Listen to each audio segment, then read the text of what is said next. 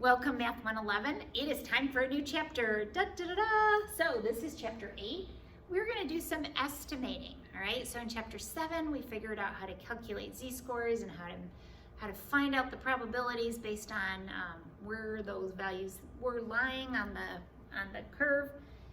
Now we want to say, what if all I have is an estimate? All I have is a sample. How can I estimate the real mean? Okay.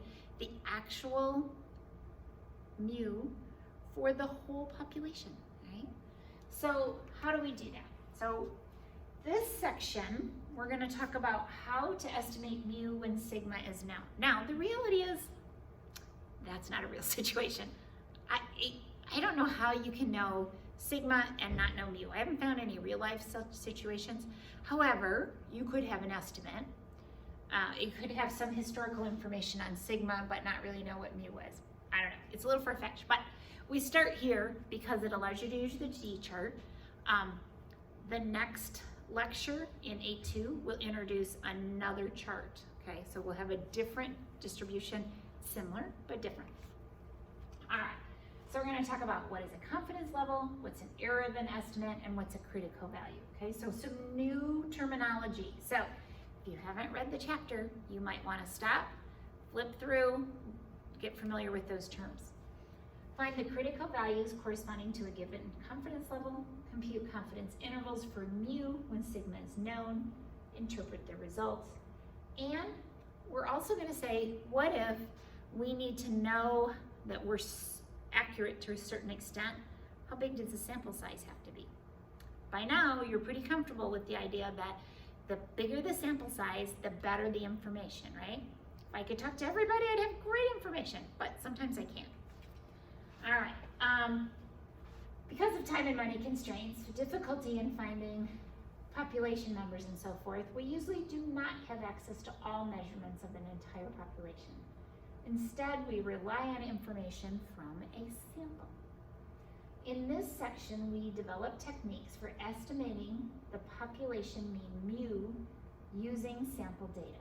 We assume the population standard deviation, sigma, is known. Again, it's a little far-fetched to me that you would know sigma but not know mu, but hey, just play along with me for now.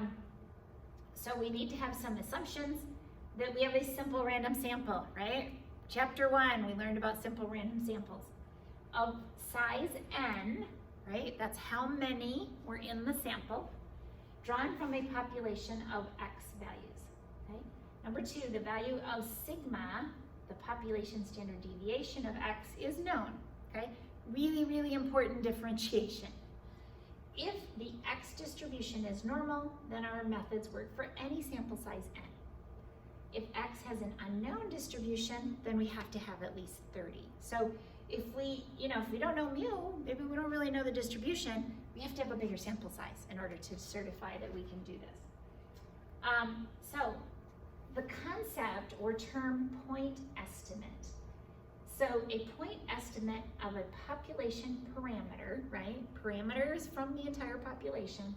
An estimate is we took a sample and we're going to estimate what that population parameter is. So x bar is the point estimate for mu, right? You know that mu is for the population, x bar is for a sample. I can call this my point estimate. Okay, so even with a large random sample, the value of x bar is usually not exactly, right? We're going to come up with an estimation, but it may not be exactly. We'll have something called the margin of error, all right? In real life, there's error, right? I have a parking space that's a little bit bigger than my car. Why? So that depending on how good I am at parking my car, I don't hit the one next to me. It also leaves a little space. And is every car the same width? No, okay? So that's why the lines are bigger than most cars. Now, sometimes I drive my big van, I fill a parking spot, but sometimes I have my husband's little Saturn. It's little, I have lots of space, okay? So that's margin of error, is what is that cushion on either side so that I actually can say, here is where my mean probably is. My real population mean, okay? So instead of coming up with one number, I'm actually gonna have a range of values, okay? And truthfully, that's real life. So when using x bar as a point estimate for mu, the margin of error is the magnitude of x bar minus mu, or we can say the absolute value of x bar minus mu, right? It's how far away it is. All right. I'm gonna keep going. I think we're good. Now, we also need to talk about a confidence level. So, getting really familiar with the beautiful bell-shaped curve, right? My standard normal curve. And I have an area that's centered. Whatever this z value is here, this is my negative z value. And you'll see it has a subscript of c. This is my c as in critical, all right? That's my critical z value. I have 1 on each side. Now, the cool thing is, we have a nice little chart.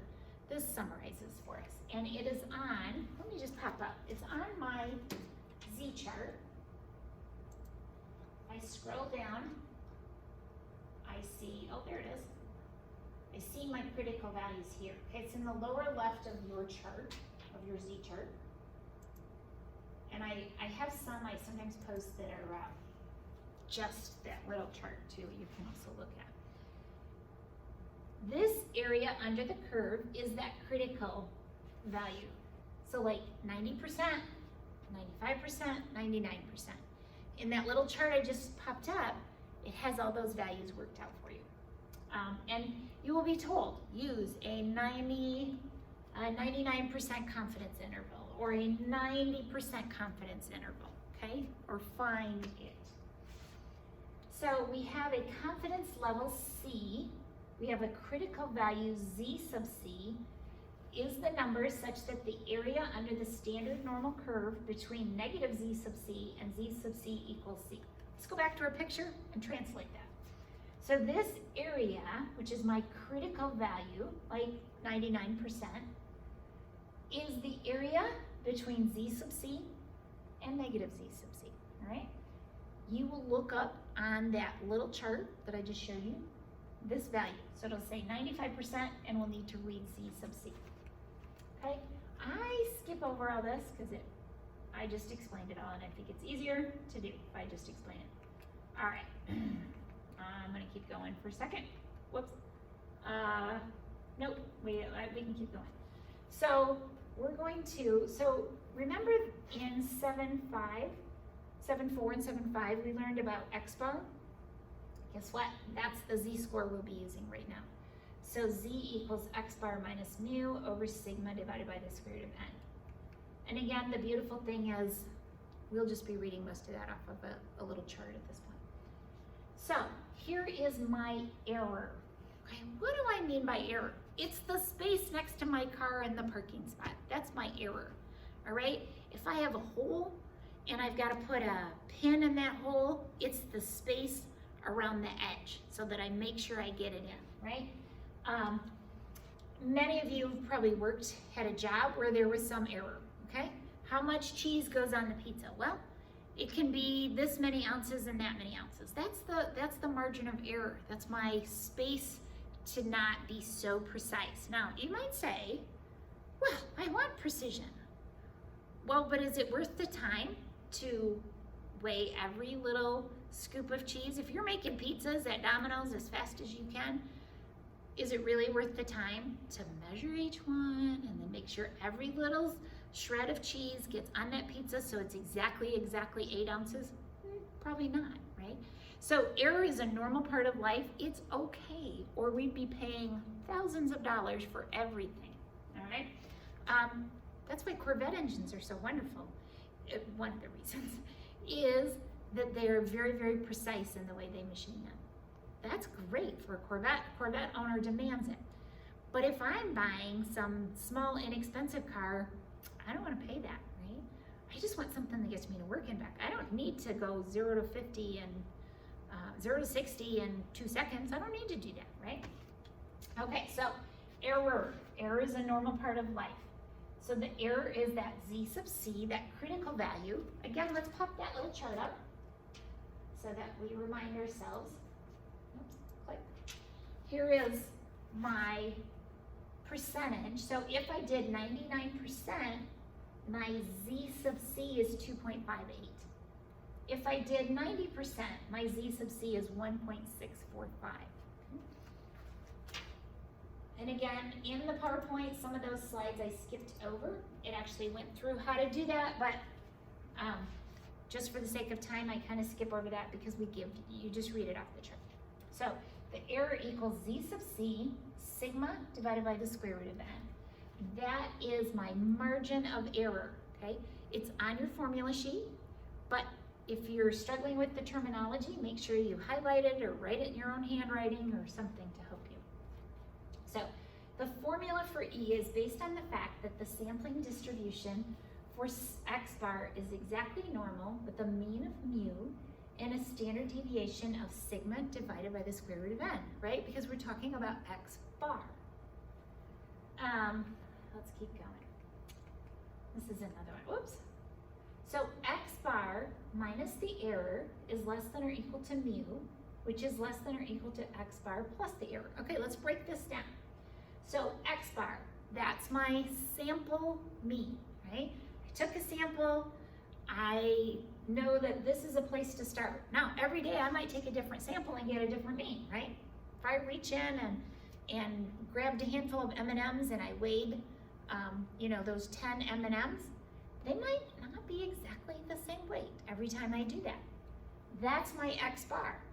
So I'm gonna subtract and then add this error I calculated to find a range of values. So this is my confidence interval. An interval is a range of values that this is gonna be a little smaller than the mean, this is gonna be a little bigger. Somewhere in the middle is the real mean, okay? I can't weigh every M&M in the whole world, but I'm gonna come up with an estimate, right? And it's gonna be an interval, okay? I'm not coming up with one value because I don't know what mean is. I don't know what the mean of the population is, but I'm gonna come up with a range of values. So this is what we mean by a confidence interval, okay? Again, it's on your formula sheet, but that's a term that sometimes we read over. Just let me tell you that. Sometimes we read over that. What does it mean? If I said I was 90%, like I created a 90% confidence interval. Let me flip to this little chart. It's on my Z chart. So here, 90%. So if I said create a 90% confidence interval, I would use a Z that's 1.645. So let's say I did a 90% confidence interval. If I had 10 samples, so these bars represent 10 samples. This is one of my favorite charts in all the PowerPoints, just saying. 10 samples, 9 out of 10 will contain the actual mean. So if the real life population mean is this black bar right here where it says mean on it, this line, and these blue lines represent different times that I grabbed 10 M&Ms and found a confidence interval. 9 out of 10 contain the real mean. One of them did not. One of those confidence intervals I might have calculated did not. So what I'm saying is, I'm gonna estimate, that's why this is called estimation. I'm gonna estimate the real mean, but guess what? I might not actually find it. Oh, that's an interesting thought. But that's part of statistics, right? We use a certain level of confidence to do that, all right?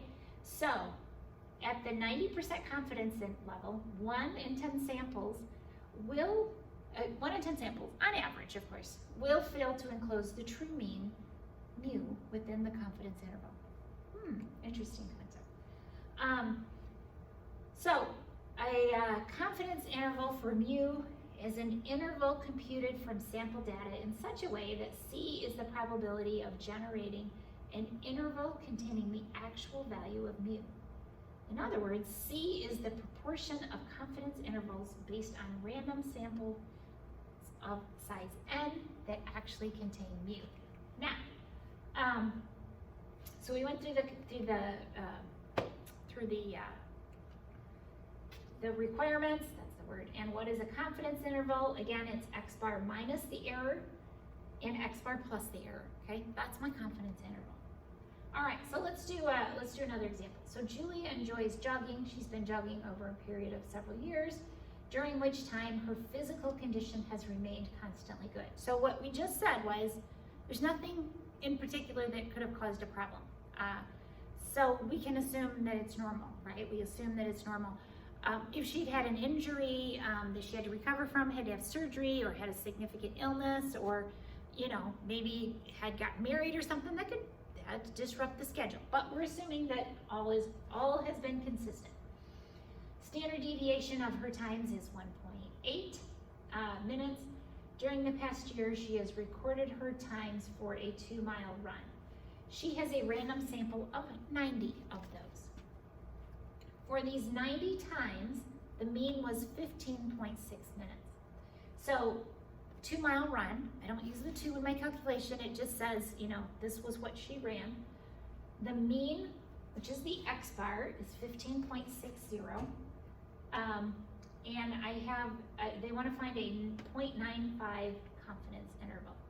So n is very large, right? 90 is very large. So I know I can assume that it's approximately normal. We know sigma because somehow magically we knew that from all of her running in all of her life, I guess. And then I'm going to read the value. Let's see, what are we doing? 90%, right? Oh, 95%. There it is. 95%, so z is 1.96. So I have my z sub c, I have sigma, I have n, I can do my calculation. There's my error. So my error is 0.37, and it's in minutes actually.